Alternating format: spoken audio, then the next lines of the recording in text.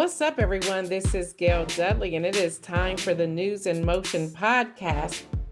I am so excited to talk about Keith Smith. He is a businessman and chief executive officer and founder of Wayne Holding Group, a diversified portfolio management company.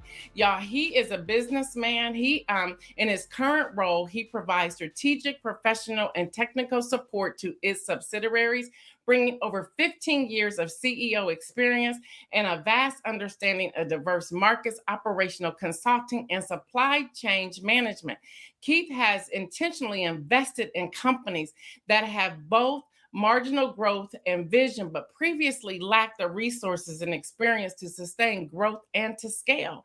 Keith founded WHG, Wayne Holding Group, with a fellow group of entrepreneurs who built their companies from small family businesses to a multi-million-dollar diversified enterprise over a period of a decade. Now he serves in the day-to-day operations and success of over 8 companies nationally. Before founding WHG, Keith worked as a CEO of his 2 subsidiaries, NHA Logistics and Wayne Transportation, where he scaled operations from small one-truck operation to a global final mile logistics and transportation corporation, bringing countless jobs, y'all listen to this, to underserved and left behind communities and people. He currently serves on the board of directors for Market Capital Strategies, LLC, and Hornet Consulting, LLC, and serves as the vice president of FISH, which stands for Financial Independence Starts Here Foundation, a nonprofit aim to provide financial support and resources to K-12 student entrepreneurs in urban Seattle metropolitan areas. Keith is a native of Dallas, Texas, and studied aerospace engineering at the University of Texas, Arlington. That was a whole lot. Forget all that, although that's very important. Isaiah, if you would bring Keith Smith on this morning, I have some questions for him during our February time of Black History Month and Black enterprise and Black entrepreneurship. Good morning to you and welcome, sir. Hey, good morning. Can you hear me, Fair? Yeah, we can hear you. Hey, good morning. You did such a great job introducing me. It almost seemed like embarrassment. Look, I did my research. Hey, you did it. Hey, it did. It sounded good too. You are doing the thing. Hey, next time I get an award, I'm gonna have to have you bring me out. You are doing it. You are doing it. Listen, you have on the form that we sent you, you wrote these words. So I want to start here. You said Black ownership comes with a lot of resilience. And then you say, since we are not always awarded the same opportunities and funding sources, we have to find a way to excel and win. I can say amen to that. I experienced that yesterday, if you've heard the beginning of the show. Yeah. I want people to take away how professional I am and what Black excellence looks like. Can you really spend some time and speak on that? Because I think many of us are like, man, we try to rely on each other within our community to support and to help, but that doesn't always work. We're also really hard on each other in the Black and Brown community. But you're talking about Black excellence and find a way to excel and win. Can you just share with us the importance of that and some things that we can do to start on that path, please? Definitely. It's really important, just based off of everything that I've experienced doing a lot of travel, I always want to, take myself to the next level, really focus on the big win.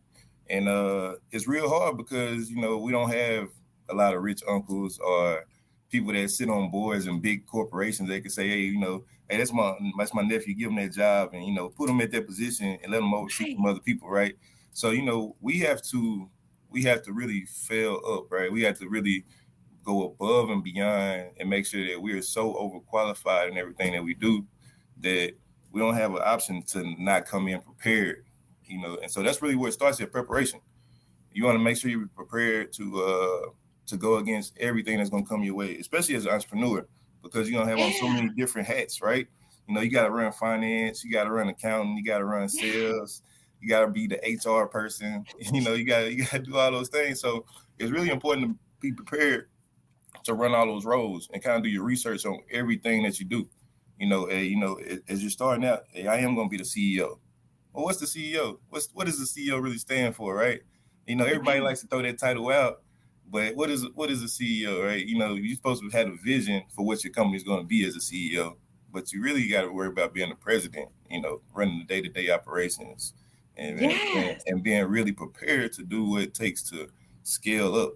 You know where you want to go. That's your CEO hat. But you know how to get there. That's your president hat. Hey, we're gonna do X, Y, Z to get from point A to point B, and really being prepared really helps you to scale and to grow. And really, as a brown person, especially as in our day and age, when you going after a client, most of the time they already kind of have a hesitancy towards you because they know somebody else that can fulfill the role you're doing. So you have to be that much better than the person that they related to, or somebody that they're related to is telling them to become their way, right? So preparation is real big, and then just not really being scared of what's against you.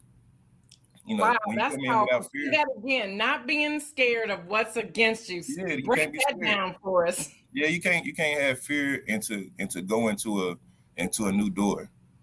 You walk into that door, you don't know what's on the other side. So, you might walk across that door, they be ready to hit you in your face, but hey, you gotta be ready to weave and hit, get out the way and say, hey man, I seen that coming, but look, this is what we came here to get you with. Just listen to me for a couple more minutes and I'm gonna make what I'm saying worthwhile. And so, you just being prepared and really not being scared to somebody say no. You're gonna get a lot of no's, and you gotta be able to take them on the chin and say, okay, well, you know what? You saying no today, but you're gonna come back. Wow. Now, and so many people, and I'm sure you see this as well. So many people give up after a no, after one no, and After they're one no. defeated and they just are like, oh, I must not have been in my right purpose. How can you encourage that person or people who think after the first no, they're done? Hey, the first no is always the hardest one. But no is only a two-letter word. Hey, it's so many two-letter words that really don't have much meaning that you just got to you gotta let it roll off your shoulders.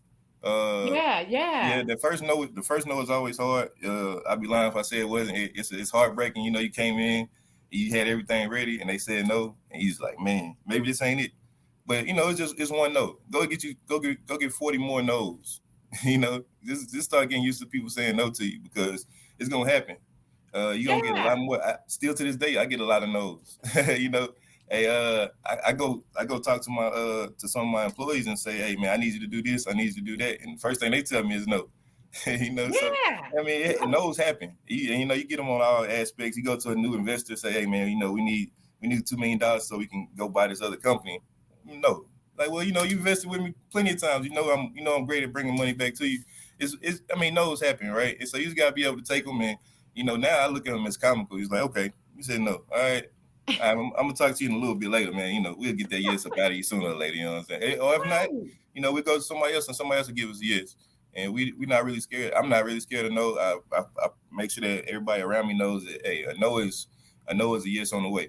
Just keep pushing. Just keep I pushing. like that. A no is a yes on the way. For those of you who want to check him out later, and I know Isaiah's going to put a banner up, check out his website. We still have more questions. He's not going anywhere, but check out his website is at www.waynehg.com. Again, that's www.wayne WAYNEHG.com. So y'all, we are talking with Keith Smith. He is the CEO. He's the head person in charge. I ain't gonna say nothing else. He's the head person in charge right here. So here, I have some questions for you. I hope you don't mind. I have some questions for you. What challenges? Because I think people, they have their idea and they're like, I'm gonna just go out here and do it without even considering the challenges, which goes back to where you started off by talking about preparation, and then also dealing with the no. So what challenges did you have to overcome at the beginning of your journey? Can you just share with us Oh about my those goodness. challenges? Uh, when I first started my journey, I was 22 years old. So I had a lot of challenges. I had low funds. I had very low experience. I was going into a brand new field that um, it was kind of in the change. I came in right in a lot of changes that was happening in the field, and so the biggest challenge was people would take me seriously. uh, I was a young kid. I mean, it wasn't like now. Nowadays, I like how things now where a 16-year-old person can come in and be taken real seriously because of the technology and stuff behind them. But back then, as a 22-year-old kid, going to major corporations telling them, hey, we can do this service for you and we can do it very well.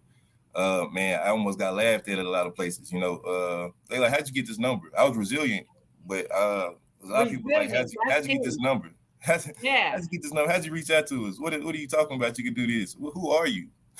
And then once you go in there, it's like, I didn't think this was who you were. And so what I learned even real early on was by my company is Wayne, was Wayne Transportation. I used to go in and say, well, my name's Keith. Mr. Wayne sent me. I work for Mr. Wayne, and he sent me in here to kind of promote, what we do, and I'm gonna report everything we say back to Mr. Wayne.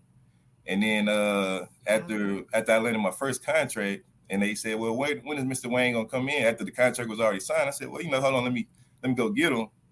And I just turned around and said, hey, how you doing? My name is Mr. Wayne. You know what I'm saying? And we had a big laugh about it, but they didn't know. They was like, man, you really own this company. It was like, yeah, I do. But if I would have told you they coming in, you wouldn't have took me as seriously. I just had to kind of get creative and work with what I had against me. Hey, man, they wasn't gonna take this 20-year-old year. But when I said Mr. Wayne, they said, okay, Yeah. Mr. Wayne, he must be an old guy somewhere that's in his office somewhere, right? And so Yes. that's back then when my office was in my car, and I was traveling, trying to lock in some new business. But and then even after receiving new business, it was hard getting funding or financing to go buy the equipment I needed. And so that was a big battle then as well. Wow. I mean, I mean, I can go on and on about the things that we were up against. It's just that I just didn't quit. That was the Wow. most important thing. We didn't quit. I love it. Tracy Newmy is in the chat. She's saying, I'm getting ready for my nose. Deborah Johnson says, I love it. Be your own representative. I love that too. I have actually done that before. Yeah. Doing the publishing when we were getting our magazine, my daughter and I, our magazine up and out there. They just saw two Black females and they saw like a mother-daughter team and they weren't having it. But when we Yeah. removed our faces and started putting out there Ready Publication or Ready Media LLC, it changed. And I was like, Yeah. what is it? It even changed with our people, which Yeah. It's really our does perspective, grieve me. It's like, why can't we just freely support each other? Why do we have to make it hard? And I love what you said. I hope all of you listeners and viewers heard what Keith just said. He said his office was in his car. I think sometimes, Keith, we need this office address. We need this corner room, this oversee the city, and we need this, that, and the other. But truly, it doesn't. Like my studio, this is my home office. Yeah. And there have been people like, that's not an office, that has to be a studio. No, this is my home office. I did what I needed to do to position myself for where we go next. So let me ask this question: what is so unique about your business? You have really scaled that business and you have grown that business in a very short period of time. Do you mind speaking to that without giving us your intellectual property? But do you mind speaking to that, please? Oh yeah, most definitely. Hey, it's no IPs that I don't mind sharing. It's enough for everybody out here. So hey, if you want to take it, hey, go for it. I don't mind sharing. It's enough for everybody. But I love that. but That really, needs to be a quote. Somebody put that in the chat. There's enough for everybody, so we can pull it on the screen. Go ahead. I'm yeah, sorry. but hey, it really is, man. That's one thing. You can't be greedy in any industry. It's really it's $100 trillion out here. Come get you some. I But love that. Did y'all hear that? $100 trillion out there. He said, "Come get you some." Go ahead. but when we first started, and then even now, the most important thing for me was it was delivering excellence, and that was our slogan. And all that meant was making sure that I worked really hard to get these contracts, and we're gonna make sure that we provide the best service available. We're gonna make sure we're gonna wow our customers. And so our first customer was a real big corporation, and we had the best service for them for the first 2.5 years. And so they kept rewarding us with new contracts, with new, they kept renewing it and they added more dollars into it. And so as we were growing, my plan from the beginning was to kind of be built like a Procter and Gamble or a Berkshire Hathaway, where I was going to have a stepping stone and branch off from there. Well, the most important thing of it was to make sure that we take care of our customers. Without the customer, you don't got nothing. You got big plans, you got big plans of what you want to do, but if you don't take care of the customer, you can't do none of that. And so the most important thing that we did, and then even when I was training everybody when we first started, was put the customer first and make sure that we wow them with our service. Because when we wow them with our service, they're gonna come back and they're gonna give us more business, and they're gonna tell the other clients, hey man, this is our service provider. Hey, Yeah. hey, that's the guy you want. That's the guy you want. And I can still call those people even back right now. I can call my very first contract or my last contract. I can call them right now and they're gonna say, hey Keith, what's going on? Hey, you got some opportunity for you got some space for us? Of course. Come on, let's get back to it. Even and they people move on to different corporations and different job placements, and they remember who you are and the things that you provided for them.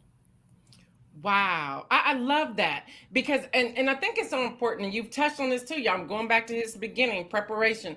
We have to be on time. We have to show up when we say we're going to show up. We have to be dressed to some sense. It doesn't have to be a suit and tie, but it has to look like you didn't just roll out the bed. You have to be able to look people in their eyes. I think so often people have that, what we call imposter syndrome. I sometimes deal with it as well. It's like, oh, I really can't call this person. I really can't talk to this person. Yes, you can. The worst they can say is no. But we already said, get ready for the no's. But I think we don't like no's. So what do you say to that person who is establishing a side hustle and they don't have all their paperwork in order because they think it's just a side order, so they don't have to play the same rules? What would you say to someone like that? Well, don't do that. don't do that. A side hustle, a gig, it's all important to have your paperwork in order. That's the easiest thing you can do. That's the easiest thing. It's the hardest thing you can do, but it's the easiest thing you can do. Because you never know where it's gonna take you, and you don't want to be you scaling your operation and you realize, well, dang, we don't have where's our EIN paperwork? Hey, we got a government contract in, and where's our DUNS number? Where's everything at? So go ahead and knock it out. Go ahead and knock it all out when you first start, and go ahead and get all the important stuff out the way. Make sure that you go ahead and knock it out, and then as you're scaling up, you can always go back to, okay, we got everything right here. We can go back to it, and then always write down why you're doing it. Go after that. I am going after the big check. I'm going after the lifestyle. I'm going after the freedom. I'm going after being independent. Just don't forget that. Yeah, I love that. Well, I could talk to you forever and ever, and I'm gonna just have to kind of bring you onto our Patreon group where you can do like a 30-minute session with us if you're open for that. But let me ask this question: what are you currently working on? Currently, I am working on a partnership with a different bank, so I can get my banking charter, so I can go into my business as a professional banker, as an investment banker rather. So that's what we're working on right now. Just getting different things back into our community and really growing from there. And then just it's still scaling. We still scaling. We still growing. We still on the grind on the daily. I love it. I love it. So what? No, I got another question. So I lied a few moments ago. What was it that struck a nerve within you to say, I'm getting ready to do this and nothing is going to stop me? What was that thing? Man, it was a lot. It was always my vision from the beginning, even as a kid. That was my vision. I always wanted to be where I am right now and further. Everything I'm doing right now is something I always wanted to do. I always wanted to run my company. I always wanted to run a big company. I want to run a bigger company than I'm running now. But I remember being in class one day and I was like, man, you know what? This ain't it. I gotta do my own thing. I got to. I don't got a choice. And so at that moment, that's when I started. And I put everything. I did everything while I was still in school. I had their resources, so I used them, and then I ran from there. We gotta be creative.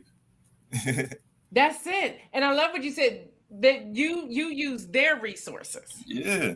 I think we tie our own up in so much, and we're suffocating ourselves. And it's like, come out of that shell and start using the resources of other people and other companies and build on that. And be a community. I think that's so important. Yeah. Y'all need to check out his website. Isaiah, can you put his website up again, please? It's www.wayne, WAYNE, HG com, and then also his Instagram. And I love your Instagram. When I was putting it in yesterday, I said, yeah, his Instagram is cool, COOL Keith. But if y'all really get it, y'all know what he's saying there. It's like, I said, oh, that was a good play on words. Yeah, I am so grateful. I love what you're doing. How can people help you? What do you need for the viewers to do? Y'all, here we have over 246 million reach. What can we do to help you? How can we get your name out there more? This is we call ourselves the News in Motion family. They used to call themselves the Romper Room when we started out, because we were calling out everybody's name. So, and we're serious about helping people. So what can we do to help you? Just really stay engaged. Stay engaged. We also do the nonprofit. I sit on the board for the nonprofit. We really like to give back. Just kind of follow what we're doing with the Fish Foundation. Really, stay engaged in our communities. I don't know if everybody, that's from Dallas and the surrounding city. We operate in Texas and Washington and in Ohio and Missouri. So, just everybody stay good in the community, stay focused, say what's going on. We're still working on some things, so I really don't have one thing that I can use some help with or that I can focus in on. But just stay connected with me. Thanks for shouting out my websites and my socials. And we're gonna be doing that's what we things. do here. Yeah, I appreciate it, man. And congratulations to you, 240 million. That's like as many people's in America almost. That's a big reach. That's our reach. That's not how many that actually tune in. People who are clicking on us. You can reach out there and shake all them people's hands. Hey, that's all good. But look, it got us in trouble yesterday, though. Our numbers tanked after the AI picked up a word from a quote that I said, and it caused all kinds of ruckus. Again, though, I think we reached something, because the question that was given to us was, how did we get here so fast? So they're seeing this brown face. They're having questions. That comes along with it's those representatives you got out there. What'd you say? It's the representatives you got out there. That's what it is. Y'all, the nonprofit is FISH, FISH, and that stands for Financial Independence Starts Here. It's a foundation. Again, it's a nonprofit aimed to provide financial support and resources to K-12 student entrepreneurs in urban Seattle metropolitan area. So I just wanted to make sure y'all know what that is. Y'all, let's do what we do. Let's make sure we sow a seed there. And hear me, y'all, no seed is too small. We're talking about becoming philanthropists here. And y'all, don't think I forgot. We still have until Easter 2022 to become debt-free. So let's keep paying down our debt to get there so that we can do some of the things that Keith here has been sharing with us. I am so grateful to you. Don't be shocked if I reach out again and say, hey, we got our Patreon posse in here. Come give us a 35-minute workshop. I'm all for it. All I got is a lot of positivity for you, so I don't mind sharing it. I love it. Thank you so much. I know it's early for you where you are, so thank you for jumping in here today. Are you ready to raise awareness of your brand, product, or service? Gail, the host of News in Motion, is an influencer who brings attention to every product she mentions. She started out with a few followers and is growing her base daily.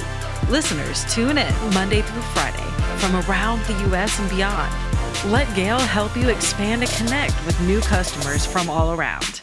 To get your brand, product, or services mentioned on her shows, just contact info.gaildudley@gmail.com to request her media deck. Catch Gail each weekday on News in Motion on Facebook Live at facebook.com/newsinmotion or her YouTube at youtube.com/Gail Dudley. You can also follow Gail on Instagram and Twitter at Gail Dudley and visit her website, www.gaildudley.com. Until next week, as Gail always signs off, stay well and remember to make some moves.